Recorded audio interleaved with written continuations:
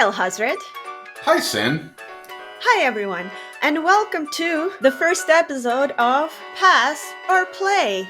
That Sin has a whole bunch of new characters invented for already. And today we're going to talk about Dark Fracture Prologue.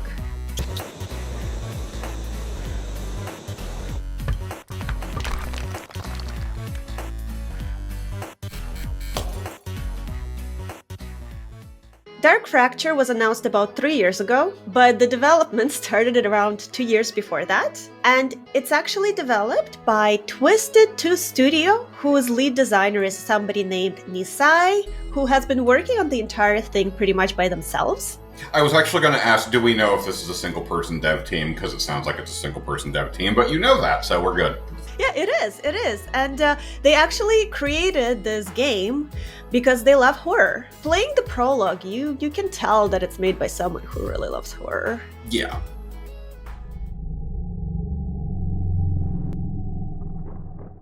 Let's start with the setting. The setting's kind of interesting because if you go into this after watching the trailers and then you play... The prologue, we should say, is also a demo. That's why it's a prologue, because you're not going to get through the entire story and have any idea what's going on, as we currently do not, because the whole game's not done yet. But, if you watch the trailers for it, I think what actually got you interested in this to begin with is that there's a really heavy Scorn vibe in the trailers. Interestingly enough, what got me interested in this to begin with is the very heavy Outlast vibe of the prologue. Yeah, and then you play the prologue, and it's actually a lot more Outlast. And then it slowly starts turning into, things start bleeding in. Yeah, it's true, because the trailers are very, very Scorn heavy. We should say we don't think the trailer is lying.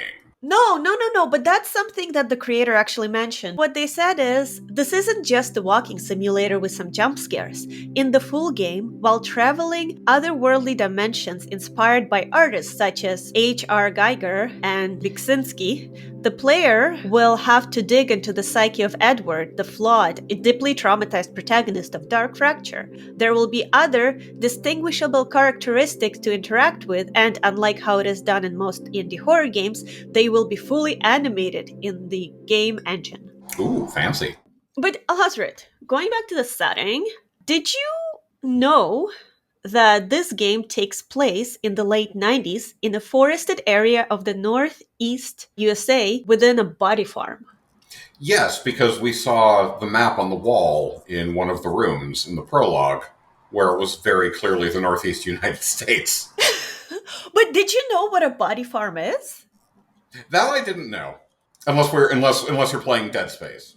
Why don't you explain it for the audience, Sin? It's a research facility where they study the effects of decomposition of the human body, which in itself is pretty freaky. A little bit, yeah. I mean, something different in Dead Space. What does it mean in Dead Space? In Dead Space on the Ishimura, it's the room where they have the clone babies so that they can replace people's limbs when they're lost in industrial accidents. Oh, that's right, the body farm. And also, originally, this game was meant to be set in a morgue, but, Nisai, the developer, thought it was like an overused setting, did some research, stumbled on body farms, and was like, oh, this is perfect. There's some similarities there. If you'd already started working on it, you'd probably, repurpose the assets. You've still got the wall with the shelves that have the bodies in them. Remember, you had to move the carts out of the room, and then you didn't want to. But the game acknowledged that and went on anyway. Yeah. You were still getting used to how PC gaming works, because you have to use both hands. Thank you, Alhazred. What feels did you get from the actual game, the setting, the environment, and everything? I got some pretty spooky feels. I did get, as soon as I did see the map on the wall, probably my biggest feel was, yeah, that's correct, because I do live in the northeastern United States. And, you'll see posts on social media sometimes from people who are like, oh, yeah, Stephen King always writes about, New England horror, and obviously he's exaggerating, and then I visited New England, and it's like, oh, no, it really is just exactly like that. Oh, my God. We went over this when we started The Secret World, too, because the first area of The Secret World is, a sleepy rural New England town, and I was like, I just live here. It looks exactly like this. Thank you, Alhazred.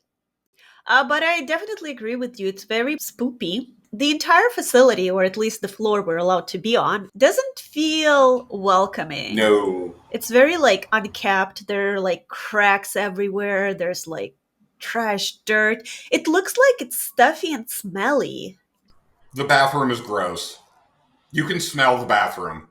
You can smell the bathroom, yeah.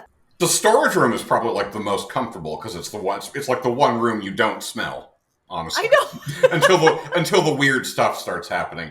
Because I think that's the first room where the weird other world starts coming into play, because it's where the valve handle appears. Oh my god, yeah. I think the valve wheel is the first object that's like obviously alien because it's like made of bone and sinew. Yeah, falls out of the sky or something, scares the poop out of you. Yeah, you can edit that clip in because it did scare you. Hello and welcome. We hope you like it here. Alhazred suggested we insert a jump scare clip in this section. We will not be doing that, because the clip will surely cause auditory damage. We will link our full playthrough below, so you can click at your own risk. Thank you and back to the podcast. But you know, of all the feels, the one that I hated the most playing this game is the fact that there's like nowhere to hide, there's nowhere to run, there's no way to outmaneuver whatever's coming from you. It's just like the space. It's not big. It's vulnerable. A lot of it is claustrophobic because you gotta go through these hallways, you gotta look at dead bodies in the little fridge, you gotta like, it just kept me anxious the entire time. It probably made you feel more anxious than Outlast or Alien Isolation, because a big part of the gameplay in those is that you have like lockers or closets to hide, or even like Resident Evil 8. Because Resident Evil 8 has the segment with the giant horrible baby where you have like cubby holes to hide in. Yeah, I mean, I don't even mind the horrible giant baby, honestly, it was fine. But this, I was like, I was just in the perpetual state of like, what if? Is somebody there? I can't go anywhere, can't do anything. You can make Alien Isolation more like this, actually. There's a mod for it that, I guess the best word for it is it untethers the alien, because normally the alien is scripted in such a way that it can't move more than a certain distance away from you. And the mod removes that restriction, so it'll just wander randomly around, which means, like, depending on how lucky you are, like, you might actually never see it outside of scripted sequences, but it means you won't have any warning either. It might appear out of nowhere with much less warning than you would get playing the game normally. Okay, why would I do that, Alhazred? I can't get through Alien Isolation through the first half an hour. And you're like, how about we unscript Make it the monster? worse. Make it worse. Yeah. Let's talk about the gameplay. The gameplay is fairly simple. Like if you played Outlast or Alien Isolation or any kind of first-person horror game, I mean, it does everything fine. I really like that there's a little twist where you get a camera and you can like use the flasher to illuminate dark areas. Yes, I thought one scene in the first Saw movie. This is not the only game that's done that, but I now that I'm trying to remember what else has done that, of course I can't remember it. The obvious thing to think of would be Fatal Frame. Fatal Frame doesn't use the camera like that. Fatal Frame uses the camera as the thing you use to banish the ghosts. You don't use the flash to light up the rooms. You look through the camera and take pictures of the ghosts to like attack them. Do you remember the music? I don't remember the music very well, even though I just watched the playthrough again. There was some music in it, and it was very like eerie and atmospheric. It was good. It worked well with the tension. Also, surprisingly, just like all the sounds were good. The voice acting was good too. I was really impressed. To be fair, you have no standards. The voice acting in the original Resident Evil probably impressed you. I don't know if you ever played a game called Deep Fear. Yes. Okay. Fear is great. I love the voice acting in Deep Fear. It's so amazing. Especially a character called Dubois who talks like this. Yeah. There's no problem with my design. No error should have occurred. Oh, there's no problem with my CFOX system. No accident should have occurred. Oh! This game is so underrated. It should have saved Sega Saturn. Okay? I don't know why it didn't. Probably because it was a Resident Evil knockoff, but they already had a port of Resident Evil. Yeah, but it was better than Resident Evil. I barely played Resident Evil. I love this. I played it. I watched the playthrough. Sophie and I recorded an episode on it. I listen to it in my sleep. Jump scares. Tell me what you thought about the jump scares. I thought they were great because they make you scream really loud, and that's funny. It makes me. I think that's good content. I enjoy watching it happen. I'm not even joking. I'm not joking. But you know what? Despite the game being very short, it was like maybe an hour long. There's so many different jump scares. There's some that are like, oh, it's nothing. Then there's something where it's like, oh my god, it's something. Then there are the jump scares that you just like start running and you don't know where you're running and you just don't know what's happening. And then there are jump scares that just make you stop. That was the creepy figure that appeared at the end of the hallway. That one made you run. Yeah. You didn't know where you were running. I do think jump scares get like an unfair shake in general because people are just like, oh, jump scares are so cheap. Like jump scares are cheap because they're usually done with like very low effort. They can be done very well. And like I prefer good jump scares to other kinds of horror because other kinds of horror usually don't scare me as well. I like turn into just like a nerd and I start analyzing it. Like I love Silent Hill, but Resident Evil works better on me as a horror experience. Because if I'm looking at Silent Hill, I'm just like, what does that mean? What does this mean? What psychological horror is torturing the protagonist? Because that's what you're going to think about when you're thinking about Silent Hill. But like when Resident Evil is like, ugh, like that just works on me better because I don't have to think about it. Dead Space is a good example of like really classy jump scares. I feel like Dead Space is a good mix of both. Yeah. Okay, now Hazret, tell me about the inspirations for this game. So we mentioned Scorn, obviously. Because like Scorn itself, if you're going to talk about Scorn, it's like, oh, obviously H.R. Giger and also probably even more the other guy whose name I just forgot. Because it has like 5 syllables and I'm a stupid American who can't handle foreign names. The name that I have a hard time pronouncing. But that's because it's written in English. I don't know how to pronounce Zdzisław. Give me some Slavic letters. I'll manage. I don't know. I can't even imagine it in my I can't even imagine it in my head as soon as you start saying Z as Z. Stop saying letters as words, you weird foreign people. Weirdos. Canada is a deeply and serious country. I wonder if, however, a bigger influence on this might have been Darkseid. Oh, yeah. Yeah, I gave you a link to Red Surprise commentary over Darkseid, but I'm assuming you haven't watched it because it's like 7 hours. No, I've seen some of it, and you know what? Sophie mentioned this game too. Yeah. So, like, yeah. Because Sophie's also an old school Red Surprise fan, and even if she didn't know about it. So, Sophie's a retro enthusiast, so she probably knew about Darkseid before seeing it on Red Surprise anyway. So Darkseid... there's 2 games in this series. There's Darkseid 2. Darkseid is a game about a guy named Mike Dawson, who is played by a guy named Mike Dawson, who was, I think, just the director on the original Darkseid. It's a point-and-click adventure game about a guy named Mike Dawson who buys a new house in California. It's kind of a fixer-upper.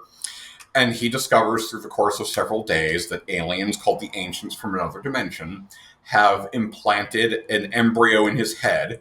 When it's born, it's going to explode out of his head and kill him if he doesn't remove it. And so he travels back and forth through a portal to the Dark World, where the Ancients come from. And the Dark World, the way they made it is by licensing H.R. Giger's artwork and using that as the background, and then just like painting interactables over it. As opposed to Scorn, where you're just in this weird other world. The fact that in Dark Fracture... you see signs of this other world existing, and then you seem to actually go there, and apparently you're going to go back and forth in the full game.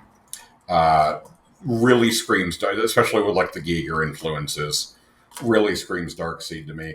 Darkseid 2 this is getting off topic, but it's funny, so I want to talk about it anyway. Darkseid 2 is very strange, because Mike Dawson left the company that made Darkseid before they made Darkseid 2, but he didn't own Darkseid the IP, obviously, because they made Darkseid 2 without him. So, like, they still had the rights to Mike Dawson, the character. Oh, no! And so Darkseid 2, the main character is still Mike Dawson. And so they have, like, another actor playing Mike Dawson, the character. But, like, everybody who knows about this game has theorized at some point or another, myself included, that he must have left the company on like really bad terms, because the way he's portrayed in Darkseid 2 is like he's suddenly this massive loser failure of a man who can't do anything. He, even though he's the player character, he barely accomplishes anything. He's like this whiny dweeb. Like one of my favorite, like his girlfriend just got murdered and he's the prime suspect and he's trying to clear his name. And of course the real culprits are the aliens from the Dark World. But like he barely does anything. One of my favorite lines in the game is if you try to make him look at a box, he says, "I don't want to touch this box. I might get a splinter or a spider bite." So you're telling me they made this game, they made Darkseid 2 to spite him? It really feels like that when you're playing it. And just to make this funnier, if you watch Retsupre's commentary on this, they use somebody else's long play. I think a couple of times Slow Beef played the games they're commenting over, like for Sonic 06, he played it. Most of the time they use somebody else's long play. The first Darkseid takes like an hour if you know what you're doing. Darkseid 2 takes like 2.5 hours if you know what you're doing. 2 hours if you're speedrunning it. But maybe 2.5 hours if you're not speedrunning it, if you're just doing everything and not skipping any of the dialogue to do a proper long play. What they didn't realize when they started is that the long play they used, I think what I read was that the guy who recorded it was constantly being distracted by people in his house, and so he wasn't really paying attention to the game while he was playing it. And it goes on for 6 hours, when it should take around 2, of Mike Dawson just wandering around, doing nothing, and being stupid. Someone made a comment that it feels like he's brute forcing the game. Oh my god. Like he's just clicking on everything until it progresses. And it's like weirdly in character, considering how much of like a loser Mike Dawson is in the second game. So and like, even though that's kind of a time commitment, I would still recommend people experience Darkseid by watching Retsupre's commentary of it. Because like listening to Slow Beef and Diabetes like descend into madness as they're putting up with all of this garbage of both like Mike Dawson being a massive, pathetic failure and the long player being completely incompetent is like a treasure. We played the prologue. We saw the teasers. It seems like the prologue is, like mentioned earlier, more of an Outlast-like, and the teasers are a Scorn or a Darkseid-like. I prefer the Outlast prologue type games. Yeah, where it slowly morphs into the other thing.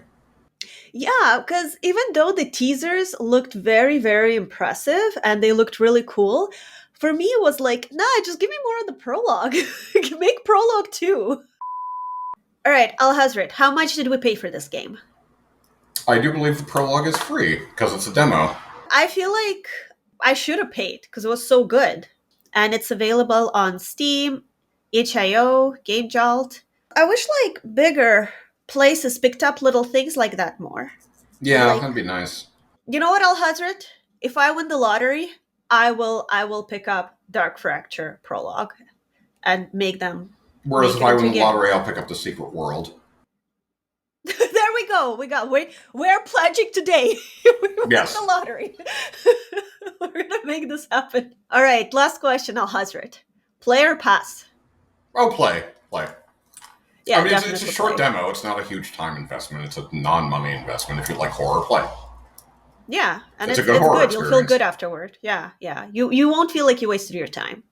Unlike that game that I played with like the werewolves and the people with the guns. The werewolves and what are you talking about? Yeah, I don't know. There's this game. It was pretty, but it was so pointless. And I'm like, Order 1886. Yeah, that's the one. Yes. Well, I mean, I'll tell you exactly why. Because they dropped all the actual interesting parts of it to go, oh, the organization we work for are really the bad guys the entire time, and now you have to fight them instead of engaging with all of the interesting world building. Because they do that. Because they always do that. Okay. They can't actually have the interesting world to explore. They always have to do that, and it's boring. It came out not long, but I think it came out like a couple of months before Bloodborne, which did it no favors, because Bloodborne was much better in that regard. Awesome. Well, thank you, Alhazred. Thank you, Sin. And thank you everyone for listening. And see y'all next time. Yeah. Bye. Bye.